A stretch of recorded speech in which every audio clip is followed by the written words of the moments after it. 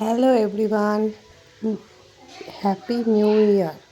সবার যেন নতুন বছরটা খুব ভালোভাবে কাটুক। আজকে চললাম দক্ষিণেশ্বরে, কল্পতরু উৎসব সবাই মোটামুটি জানেন।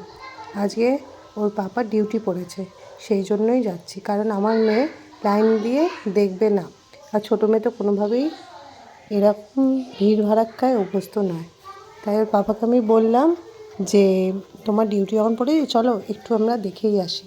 এই যাচ্ছি, ট্রেনের অপেক্ষা, দেখো ট্রেন নেই, অপেক্ষা তো করতেই হবে, কারণ ভালো জায়গায় যেতে গেলে একটু অপেক্ষা করতেই হয়।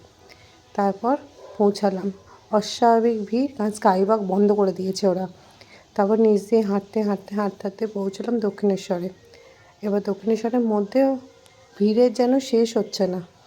এই মন্দিরে ঢোকার আগে কত ভিড়, মানে অগণিত লোক ভর্তি, কত মানুষ কত দূর দূরান্ত থেকে এসছে এই দিনটা একটু মাকে দেখবে বলে।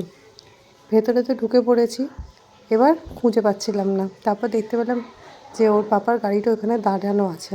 তারপর গেলাম ওদের কাছে গিয়ে, কারণ ওর পাপাই আমাদেরকে ঢোকাবে, লাইন দিতে হবে না। তাই ওর পাপার কাছে গেলাম, গিয়ে অপেক্ষা করলাম, কারণ তার আগে কিছু গেস্ট এসছে, তারা ঢুকেছে, সেই জন্য আমাদেরও ওকে অপেক্ষা করতেই হবে। আমার মা বাবা এসেছিলো, একসঙ্গে সবাই দর্শন করে এই বাড়ির পথে এবার রওনা দিলাম। ট্রেন নেই, আবার ওয়েট করতে হবে। Ta-ta, by.